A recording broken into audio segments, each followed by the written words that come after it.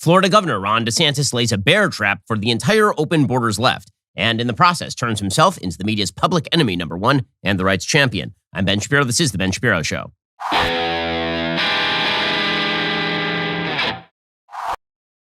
The Ben Shapiro Show is sponsored by ExpressVPN. Protect your online privacy today at expressvpn.com/Ben. Speaking of which, when you use the bathroom, you should close the door behind you because, for your own sake, for everybody else's sake, here's the thing. Your private data is your own, whether you're in the bathroom or whether you're online. And this is why you need ExpressVPN. Did you know your internet service provider knows every single website you visit? They can sell that information to ad companies and tech giants who will use your data to target you. ExpressVPN stops all of this. It creates a secure encrypted tunnel between your device and the internet so your online activity can't be seen by anyone.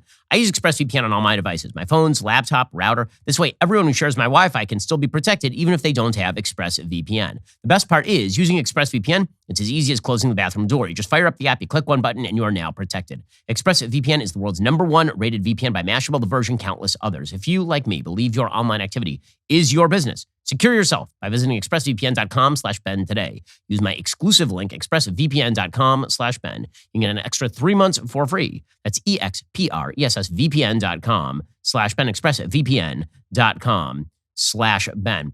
Also, I got to tell you, my sleep quality a few weeks ago when I was overseas, it was not that great. And one of the reasons for that, I did not have my personalized mattress, the one that made me sleep the best I can sleep on planet Earth. That, of course, is my Helix sleep mattress. Helix is so good. Not only have I been on a Helix sleep mattress for years along with my wife, but also I bought one for my parents. I bought a couple for my sisters. Helix has several different mattress models to choose from. They've got soft, medium, and firm mattresses. Mattress is great for cooling you down if you sleep hot. Mattress is great for spinal alignment, prevent morning aches and pains. Even that Helix Plus mattress for plus-size sleepers. If you're nervous about buying a mattress online, you don't have to be. Helix has a sleep quiz. Matches your body type and sleep preferences to the perfect mattress, because why would you buy a mattress made for someone else? I took that Helix quiz. I was matched with a model that is firm and yet breathable. I tend to get back pain if the mattress is too soft, and I heat up like a lot at night, so I need a mattress that is made just for me. They've got a 10-year warranty. You can try it out for 100 nights risk-free. They'll even pick it up for you if you don't love it. But again, I'm not sure this has ever happened. They have over 12,000 five-star reviews. For a limited time, Helix is offering up to $350 off all mattress orders, plus 2 free pillows for our listeners. It's their best offer yet. Hurry on over to helixsleep.com/Ben. When you look at the polling data for 2022, what you see is there are several issues where Republicans have a significant advantage, and there are several issues where Democrats have a significant advantage. On, for example, whether democracy is going to be operational, Democrats have a significant advantage over Republicans. But there are several issues that are major issues that loom large in the public mind where Republicans have an advantage. Top among those issues are the economy and illegal immigration. Immigration, Republicans have an advantage because the giant perception of the American people is that the Democratic Party does not care about open borders. And the reason for that perception is because you've had about 2 million illegal immigrants cross the southern border of the United States since Joe Biden took office. 1.2 million of those people were taken in by the system and then disgorged generally into Texas, Arizona, New Mexico, Florida, into all the border states. And there were another million or so gotaways, which are just people who crossed the border and never had an experience with the Border Patrol. Well, this has prompted Republican governors like Greg Abbott and Ron DeSantis, Abbott in Texas, DeSantis in Florida, to begin taking some of these illegal immigrants and busing them to blue areas that have declared themselves sanctuary cities, because these blue areas have basically said, we are the greatest among you. We are so tolerant. We are so diverse. Multiculturalism is our strength. And therefore, we will not participate with the federal government in the deportation of people who are here illegally. We will attempt to shield them from all legal ramifications for crossing the border illegally. And so DeSantis and Abbott and Doug Ducey in Arizona, they basically said, okay, fine. Well, if you want these folks, then you got it. And now you get to deal with it. And this, of course, has led to the media going increasingly mad. Now, this has been a long time thing. Okay, it's not as though many of the illegal immigrants stay, or all of them stay in Texas, Arizona, New Mexico, et cetera. Many of them do go to blue cities eventually. So essentially, a lot of these red state governors are basically just facilitating the process. They're saying, fine, I'll give you the bus ticket today. Instead of you being here and being a draw on public resources for the next 6 months, instead, why don't you just go directly to where you want to go? We'll get you to Manhattan. We'll get you to Washington, D.C. We'll get you to Chicago. Well, Ron DeSantis went the furthest, and he wanted to demonstrate to the media and to the public at large that Democrats basically are into the virtue signaling, but they're not interested in open borders when those open borders actually affect them directly, particularly in areas that are rich and cloistered, all of these kind of gated communities that the left likes to reside in. See, here's the thing. There are many Republicans, including me, who live in gated communities. But that's because we prefer the idea that people should live in communities legally. We're not big fans of the idea that people should simply be able to enter a place and then squat there for the reason that they just want to be there. But Democrats seem to be very much in favor of this idea up until the point it reaches Barbara Streisand's gate. They really like this idea up until the planes land in Martha's Vineyard. So Ron DeSantis sent about 50 illegal immigrants to Martha's Vineyard, and the entire world went insane. Now, I just have to point out here, 50 illegal immigrants is nothing. It is nothing, statistically speaking. When you're talking about Martha's Vineyard, you're talking about a town of about 17,000 people. That number can swell dramatically during the summer. So you'll have well upwards of 200,000 people who are visiting Martha's Vineyard over the course of the summer. Like many, many people who are moving in and out because it's a great vacation spot. Okay, but bottom line is 50 compared to, say, 17,000, that's nothing compared to hundreds of thousands of illegal immigrants arriving in certain places in Texas where the total population is like 100,000 people. In fact, as it turns out, this administration is very fond of flying people around the country to different areas in the dead of night. According to Luke Rosiak, reporting for the Daily Wire, border airports were among the fastest growing airports in the United States and suggested a scale of migrant flights in 2021 that is absolutely stunning. According to Rosiak, the records as presented present a pattern that could suggest the scale at which the Biden administration and federally supported charities have been moving illegal immigrants around the country. Despite a surge in airline traffic of more than 80% when compared to 2020 due to the COVID pandemic and restrictions imposed in response to it, total air travel is still down nearly 30% from pre-pandemic levels in 2021, with most airports. Los Angeles International Airport saw 19 million fewer passengers board compared to 2019. The Atlanta Airport, San Francisco Airport, New York's JFK also saw 16 million fewer people board outbound flights. While the vast majority of airports lost passengers from 2019 to 2021, among the 22 airports that grew the fastest were those in the Rio Grande Valley that play a key role in the government's migrant moving operation: Brownsville, McAllen, Harlingen, Laredo. The number of passengers boarding flights out of those airports rose from 978,000 in 2019 to 1,110,000 in 2021. But even that 132,000 person increase may understate the growth of traffic at these airports. If ordinary Americans stopped using those airports in 2021 due to COVID at the same rate they did elsewhere, the surplus over the expected 2021 figure could be as high as 425,000 people.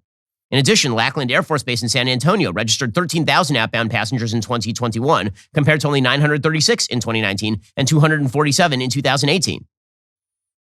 The second group of people who started taking advantage, by the way, of flights were people who wanted to hide out in Jackson Hole, Martha's Vineyard, and Key West. Right? Basically, a lot of the sort of rich and famous playgrounds, that is where people were flying, and lots of illegal immigrants were flying around the country. Meanwhile, apparently, according to Breitbart, Venezuela, taking advantage of the open border situation, has decided to open its prisons. So this looks very much like what happened by the Cuban government in the early 1980s, where essentially they saw that the United States was taking in a lot of Cuban migrants. And so they decided, we're just going to open our prisons and we're going to send all of our criminals to South Florida. According to Breitbart, a recent Department of Homeland Security intelligence report received by Border Patrol instructs agents to look for Venezuelan inmates released from entering the United States, according to a source within CBP. The report, reviewed by Breitbart Texas, indicates the Venezuelan government is purposely freeing inmates, including some convicted of murder, rape, and extortion. The intelligence report warns agents the freed prisoners have been seen within migrant caravans traveling from Mexico toward the U.S.-Mexico border as recently as July. Apparently, the move is reminiscent of a similar action taken during the Muriel boat lift in the early 1980s. So again, illegal immigration is a major problem for the country. Everyone who watches the border knows this. And it turns out that deploying Kamala Harris to not the border did not solve the problem. And so when Ron DeSantis and other Republicans say to blue areas, you own the consequences of your own policy, not only is there nothing wrong with that, as it turns out, they're actually helping the migrants. So Ron DeSantis, he did a presser over the weekend in which he pointed out, listen, it's pretty amazing that Joe Biden and his cabinet, it's being reported that they're scrambling over me sending 50 illegal immigrants to Martha's Vineyard. I notice they're scrambling about this. They're freaking out about this. But they weren't scrambling or freaking out about the fact that literally millions of people have been crossing our southern border under Joe Biden. I also was a little bit perplexed when I heard that the president is scrambling to get his cabinet together to try to address the fact that you have governors who are helping to relocate illegal aliens to sanctuary cities. He didn't scramble to get his cabinet together when we had millions of people illegally pouring across the southern border. He didn't scramble to get his cabinet together when you had 53 migrants die in some trailer in Texas because they were neglected by the federal government. It's only when you have 50 illegal aliens end up in a very wealthy, rich sanctuary enclave that he decides to scramble on this. He is, of course, absolutely right about this, is Governor DeSantis. And this has created an extraordinarily hilarious irony over in Martha's Vineyard. So within 48 hours of these illegal immigrants arriving in Martha's Vineyard, again, one of the richest areas of the United States, and a place with a lot of empty housing this time of year, as it turns out, because we were about to enter fall. So you have hundreds of thousands of empty units right now, but apparently they couldn't house any illegal immigrants. We wouldn't want that. Apparently, according to NPR, authorities in Massachusetts are moving the dozens of migrants who arrived earlier this week in Martha's Vineyard to Cape Cod. The Office for Massachusetts Governor Charlie Baker announced Friday the state's emergency management agency relocated the migrants to Joint Base Cape Cod. There, the state will provide shelter, food, and other essential services. Apparently, Baker planned to activate 125 members of the National Guard to assist. So they arrived there, and within 2 days, the National Guard shows up and starts taking these people to Joint Base Cape Cod. Baker said in a statement, "We are grateful to the providers, volunteers, and local officials that stepped up on Martha's Vineyard over the past few days to provide immediate services to these individuals. Our administration has been working across state government to develop a plan to ensure these individuals will have access to the services they need going forward, and Joint Base Cape Cod is well equipped to serve these needs." Since Wednesday, state and local organizations have scrambled to assist the new arrivals, many of whom speak little to no English. Okay, so they lasted in Cape Cod for a grand total of like 48 hours. And I guess we're now going to get left-wing musicals about this, probably. We're probably going to get like Broadway musicals about the kindness that these migrants were shown on Cape Cod for all of about 48 hours. This is the best headline ever. It really is an amazing headline. It's from CNN. Ray Sanchez reporting. You ready for this? They enriched us. Migrants' 44-hour visit leaves indelible mark on Martha's Vineyard. It's all about you. It's all about you. White, upper crust, left-wingers with your lawn signs. They enriched you, did they? For all those 44 hours before you were like, get your asses out of here. You're going to have to take off. Again, hundreds of thousands of people are put on buses to places like Uvalde, Texas, largely Hispanic areas that have no real resources for a lot of these folks. El Paso, Texas is hit with hundreds of thousands of illegal immigrants every year. In places in Arizona, same sort of thing. And here, Martha's Vineyard, we have an entire article on CNN about how these liberals, they've learned to love. They enriched us. They made our community so much better for those 44 hours until we shoved them on a bus with the National Guard and told them to go to the Air Force Base. Those 44 hours were so enriching. By the way, this is how so many sort of white lefties view cultural enrichment. It's like, yes, I once met a black person. I didn't have to deal with them for very long, but it enriched my life. It was pretty wonderful. It turns out that people from other cultures, generally, they are not actually your props that you get. This is just Get Out. I'm sorry, this is Get Out. Okay? It's like, hey, look, a person who is brown and speaks a different language than me. I met them for 44 hours and they enriched my life. Thanks, CNN. Quote, after sharing hugs and teary goodbyes with roughly 50 migrants who had arrived unexpectedly by plane on this affluent vacation island, the volunteers who sheltered them at an Episcopal church carried out tables and chairs, packed food onto trucks, and folded portable cots. A familiar quiet had descended by Friday afternoon on the tree-lined downtown block on Martha's Vineyard, where Jackie Stallings, 56, could not stop thinking about a young Venezuelan. She was 23 but looked 15, who sat with her in the St. Andrew's Parish house the night before. The asylum seeker showed Stallings' cell phone video taken during the journey across a remote Central American jungle, pointing out migrants who died along the way. The heartbreaking part is seeing these beautiful young ladies become desensitized, said her husband, Larkin Stallings, 66, an Oak Bluffs bar owner who sits on the nonprofit's board. For them, they just flip and show you a picture. Apparently, during their whirlwind 44-hour visit this week, migrants like the young Venezuelan woman left an indelible mark on their accidental host in this isolated enclave known as the summer playground for former U.S. presidents, celebrities, and billionaires. And now again, all these people who are helping out, good for them. But this idea, the indelible mark that was left on the white people. I mean, that these brown people came and they left an indelible mark, and then we shoved them onto buses and we brought them to the military. That's what we did. But we are so sweet. We are just amazing, amazing people. Apparently, the migrants are going to be housed in dormitory-style spaces with separate spaces accommodating both individuals and families. They will have access to services including legal, healthcare, food, hygiene kits, and crisis counseling. So just to get this straight, everything is great for them, right? They're doing fine. So I have a question.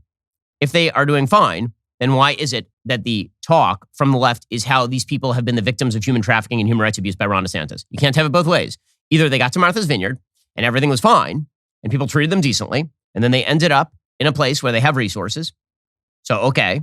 Or They were brutally human trafficked. They were shoved onto cattle cars and sent to the Auschwitz of Upper Massachusetts, Cape Cod. Like, you can't have it both ways, guys. Either this is human rights abuse, or what Ron DeSantis just demonstrated is that you guys go nuts when you even have to touch the consequence of your own policy.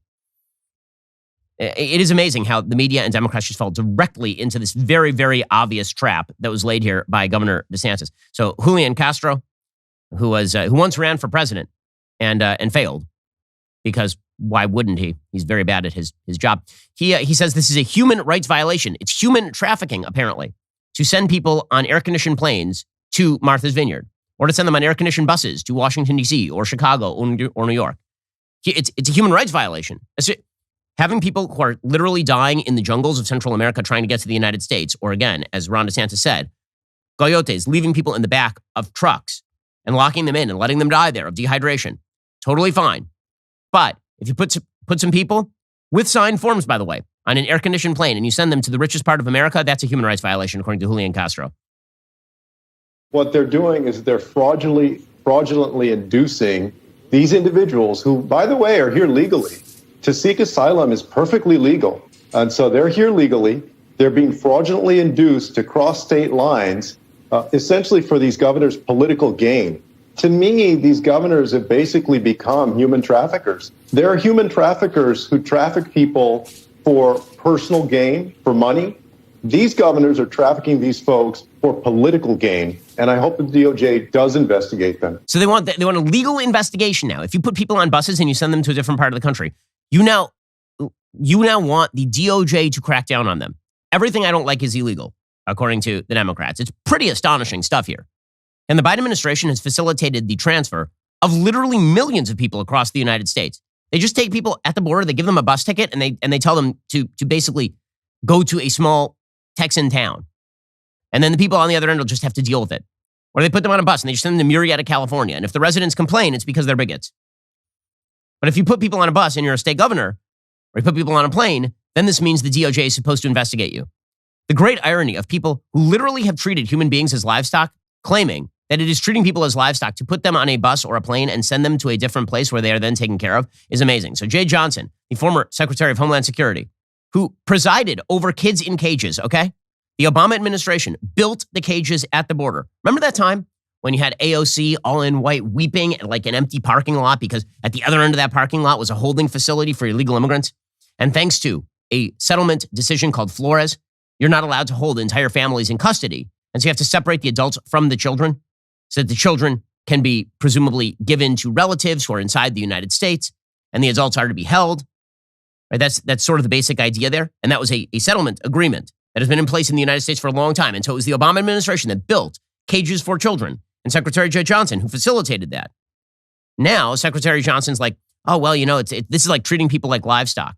No, it isn't. I don't remember the last time we shoved a cow onto a charter plane, air-conditioned, in coach, and sent them to Martha's Vineyard. Do you? Well, these comparisons are so over the top, but I can't believe they're doing this. It's really amazing. The federal government moves migrants from the border to other parts of this country quite often. What's the difference when a state governor does it, albeit, I know, without warning? Well, there's a right way and a wrong way to do that, Margaret.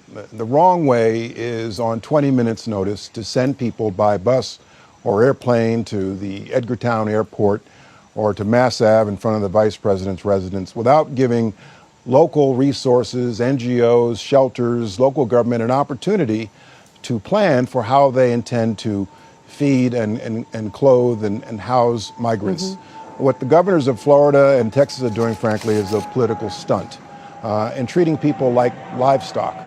It's treating people like livestock now. It's a political stunt. See, here's the thing. If you just inundate small towns with hundreds of thousands of illegal immigrants, not a political stunt, that's your policy. That is your proposed policy. But it's a political stunt to demonstrate full scale to the rest of the American public that this is a bad policy. That's a stunt. Again, this is the same variation on the game. We do something really bad, right? It's a really crap policy. But you noticing it is the problem. And you exposing that to the view of the American people is really the problem. This, of course, set off folks like Jim Acosta over at CNN. And ladies, find you a gentleman who loves you like Jim Acosta loves Jim Acosta. This dude is the narcissist of American politics. Here he is explaining this is hurting the children. Again, from the same media advocates who suggest that double mastectomies for 14-year-olds who are in the mistaken belief that they can be boys, that's a good idea. Hurting the children, I'm gonna take this one with a large grain of salt, maybe like a pillar of salt, maybe like an ocean filled.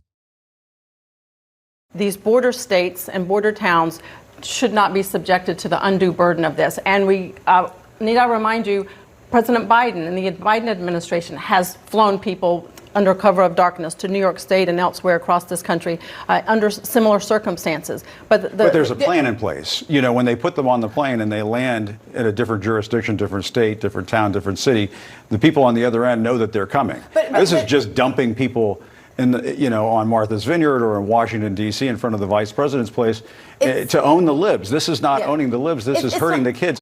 It's not owning the libs. It's hurting the kids. Oh, it's the children. You don't give a crap about the kids.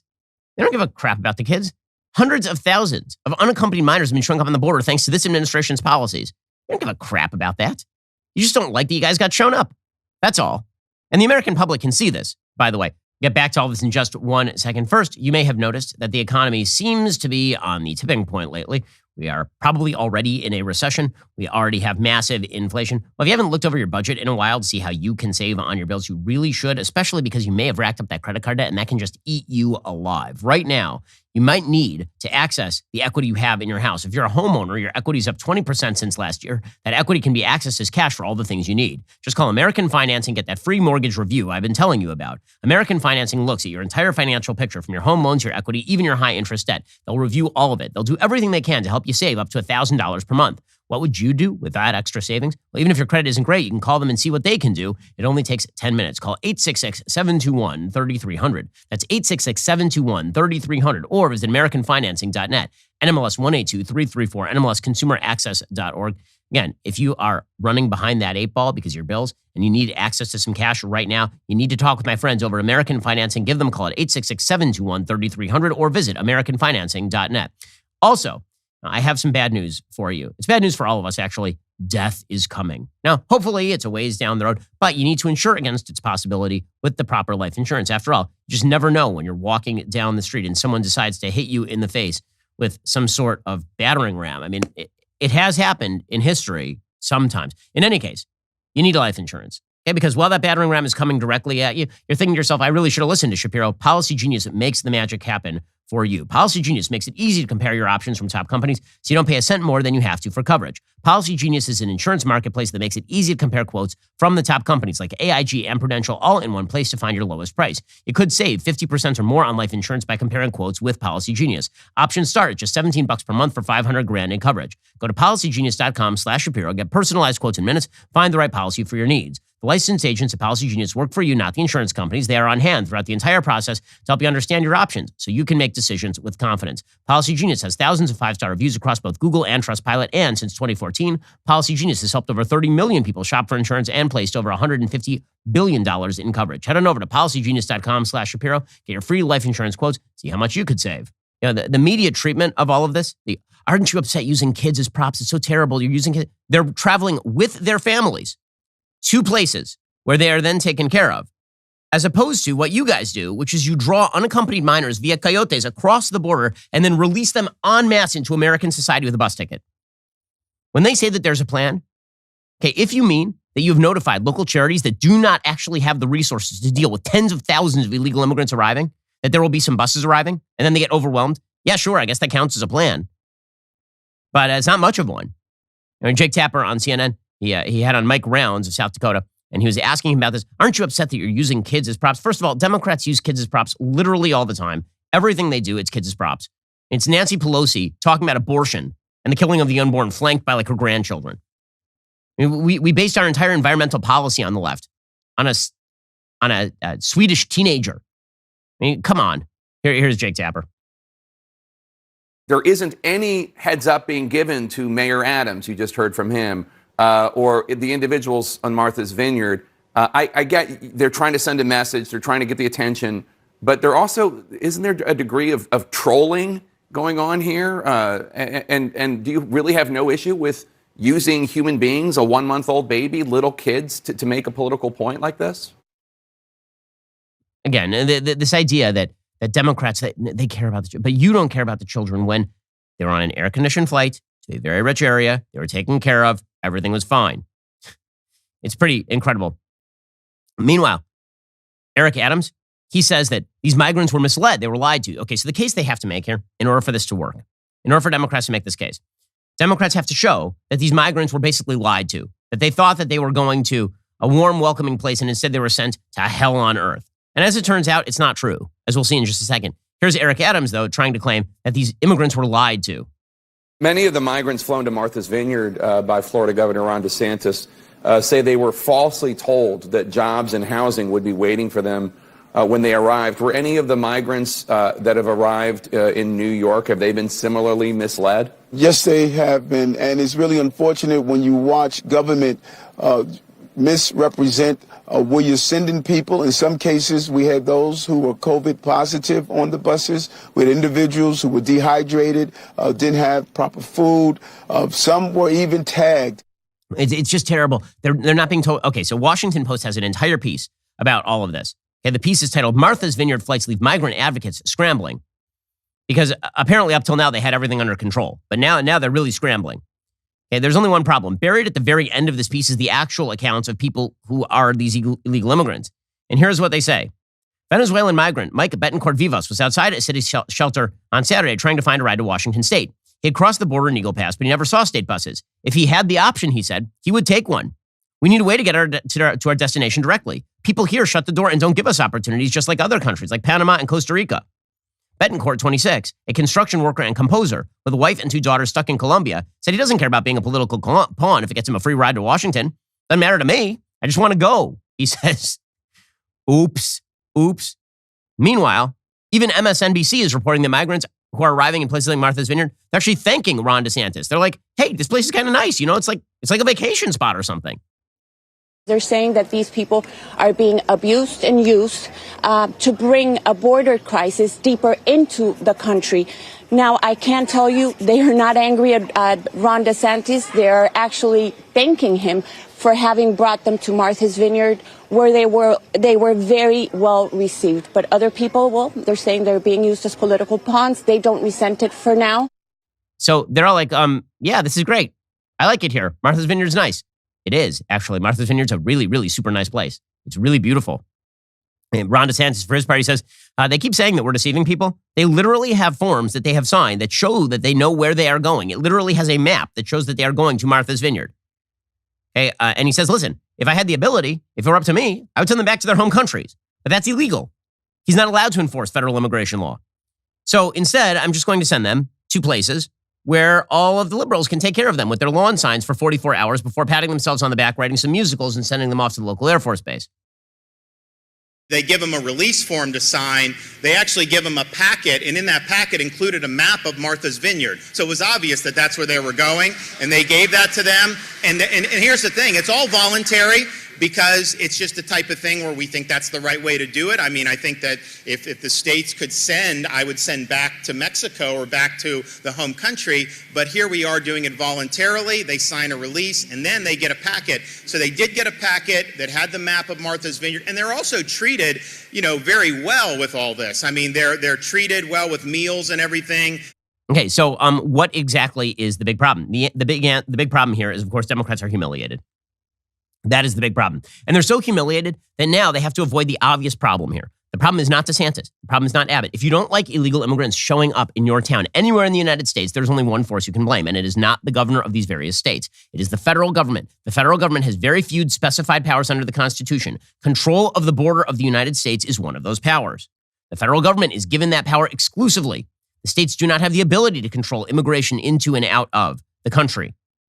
Okay, so if Eric Adams doesn't like illegal immigrants showing up in New York, he has one person and one person alone he can blame, the President of the United States. And Eric Adams, he did this interview with Jake Tapper, and it's really fascinating. Watch as he tries to escape the implications of his own words. So first he says, this is a humanitarian crisis. And this humanitarian crisis is not being created by any sort of external exogenous circumstance. It's happening because of human policy. We should be clear that this is, as I stated, a humanitarian crisis created by human hands.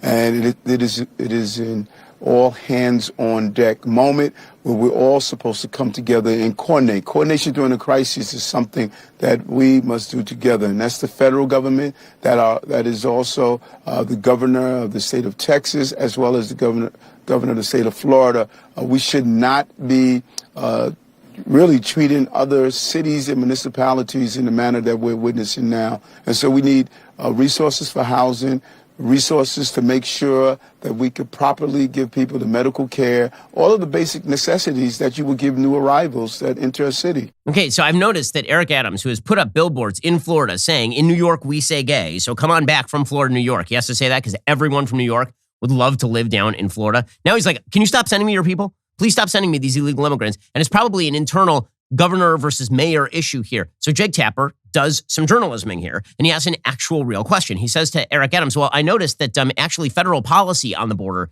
is the policy that defines whether illegal immigrants are even in the country in the first place. So why don't you just say that this is about Joe Biden? So you're struggling to process the 2,500 migrants sent to you from Texas. Meanwhile, the El Paso sector of the border sees an average of 1,700 migrants crossing every single day. A record 1.9 million migrants have been apprehended on the southwest border this fiscal year alone. Even if you think what these governors are doing is horrific, it seems like you agree this is a crisis that needs more attention from the Biden administration. And I'm just like, no, they're working on it. It's fine. It's probably fine. Okay, but it isn't. And Democrats know that it isn't, and they're being humiliated on the issue. Now, all that the Democrats jumping on this hand grenade have really accomplished is to once again make Ron DeSantis a hero in the eyes of the right. So it turns out that, as I've been saying for a while, one of the unfortunate problems of American politics right now is everything is incredibly reactionary. So if the media attacks somebody, the right immediately deems this person a hero. It doesn't matter if that person actually is qualified, like Ron DeSantis, the governor of Florida, or if it's Marjorie Taylor Greene. Right? No matter who the left attacks, the right immediately says this person must be good because we trust the media so little that whatever they say has to be wrong. And well, that has some upsides, which is, frankly, doubting the media at this point is not an option, it's an obligation. But you actually have to use what we would call in Yiddish your seichel. You'd have to use your actual common sense, and you'd have to try to determine whether or not the media are complaining about a thing that is real or whether they are complaining about a thing that is fake. When it comes to DeSantis, they're complaining about things that are fake, and the entire right knows it, which is why DeSantis has now risen to the top of the pile.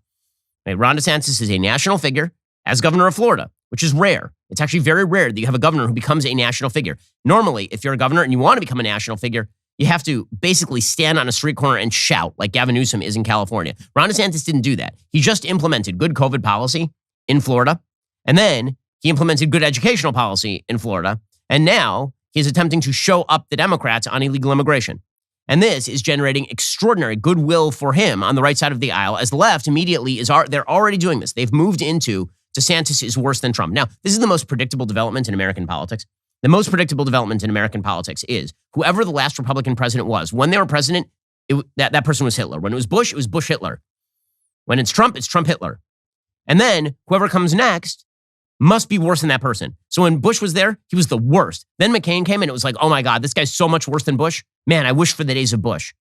And then Trump came and was like, oh man, I wish for the days of Mitt Romney and John McCain. And now it's Ron DeSantis' turn. So they're already doing the routine where they're like, man, DeSantis, that guy's even worse than Trump. Now, listen, DeSantis, for his part, he's going for it because he knows how this game is played. DeSantis is a very savvy political operator. He happens to be an incredibly effective governor of Florida. He's turned this state deep red. Okay, this was a purple state just by 2018. This is now a very solidly red state, the state in which I live. Governor DeSantis is doing a fabulous job. I make no bones about the fact that I'm a fan of Governor DeSantis. I believe that Governor DeSantis is going to win in a cakewalk in his gubernatorial race this year.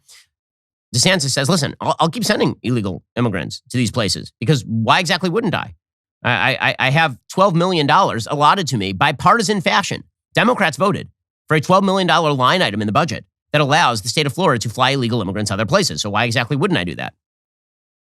These are ongoing things. I mean, so you're going to look, obviously there's going to be buses like Texas is doing. There may be some more flights. Martha's Vineyard's a little bit different because it's an island. So you kind of got to either fly in there or take a ferry. All we're trying to do is offer transport to sanctuary jurisdictions free to the alien, but certainly not mandatory. And that way they're able to go and these sanctuary jurisdictions can put their money where their mouth is, they can provide the resources, they can do all of that. And then once that happens, the chance of folks coming to Florida is probably very, very low. So that's why we're doing it. And I think we're going to continue to do it.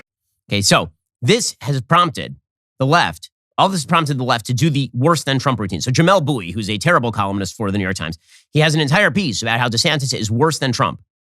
Quote, Donald Trump is a lifelong celebrity with a public persona that is as much about The Apprentice and even Home Alone 2 as it is about his political career. What's more, Trump has the skills of a celebrity. He's funny, he has stage presence, he has a kind of natural charisma. He can be a bully in part because he can temper his cruelty and egoism with the performance of a clown or a showman. He can persuade an audience that he's just kidding, that he doesn't actually mean it. Ron DeSantis cannot. He may be a more competent Trump in terms of his ability to use the levers of state to amass power, but he's also meaner and more rigid, without the soft edges and eccentricity of the actual Donald Trump. This is the first time I've ever heard Jamel Bouie talking about the soft edges and eccentricity of Donald Trump. But this is what the media have been reduced to. They're so scared of DeSantis that they're now doing the he's worse than Trump routine. And the thing they're really scared of here is that DeSantis is incredibly effective. And by the way, DeSantis also happens to be an actual Republican politician who helps actual Republicans. We'll get to that in just 1 second. Many of you know Candace Owens was out on maternity leave. Well, now she is back. We are unleashing the power of Candace 5 days a week in her new Daily Wire Plus show, Candace Owens. She covers all the pop culture and political topics you're going to want to hear Candace go off on, ranging from race to pornography, like pretty much everything. You're not going to want to miss the first few episodes they premiered last week. New episodes are available every day, 3 p.m. Eastern on Daily Wire Plus. This is big news. Watch Candace Owens' show right now on Daily Wire Plus, or listen on Apple Podcasts, Spotify, or wherever you listen to podcasts. Okay, so the real reason that the Democrats are afraid of Ron DeSantis is because Ron DeSantis is effective. That's the real reason. So they weren't afraid of Trump until he became president. Then they became scared of Trump. In 2016, they only became scared of Trump when he became the nominee, and that was after they had actively attempted to make Trump the nominee, because they thought that he was the most likely to lose. Then he won, and they lost their ever-loving minds, and they have not regained those minds. Those minds are still off wandering in the wilds of Scotland somewhere. Okay, but now they are really, really scared of Governor DeSantis. And the reason they're scared of DeSantis is because DeSantis actually is very meticulous in how he treats issues. He picks his political stunts well, as this latest one demonstrates, and he raises an enormous amount of money. According to Open Secrets, Governor DeSantis' political operation reported raising $177 million through September 9th. That breaks the gubernatorial fundraising record without adjusting for inflation. A new Open Secrets analysis of state campaign finance filings found. His re-election campaign has raised over $31.4 million since January 2021. Friends of Ron DeSantis, his state-level PAC that is not subject to contribution limits, raked in $146 million since January of 2019.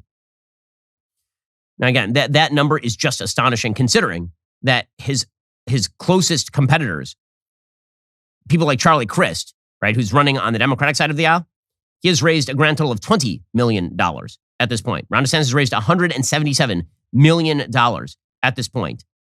This is more money than has ever been raised in the history of American politics in terms of gubernatorial races. And here is the thing.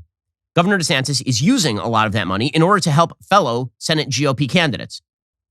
Okay, so he is actually using that money to benefit his political movement, because Ron DeSantis cares about the end goals of the political movement, which is going to contrast rather strongly with President Trump, as we'll talk about in just 1 minute. According to Politico, Governor DeSantis is using his sizable campaign stash to help down-ballot Republicans. DeSantis earlier this month shifted $2.5 million from his political committee to the Florida Republican Senatorial Committee, the campaign arm controlled by incoming Senate President Kathleen Passidomo. It's the single largest contribution recorded by the committee this cycle, and since its creation back in 2014.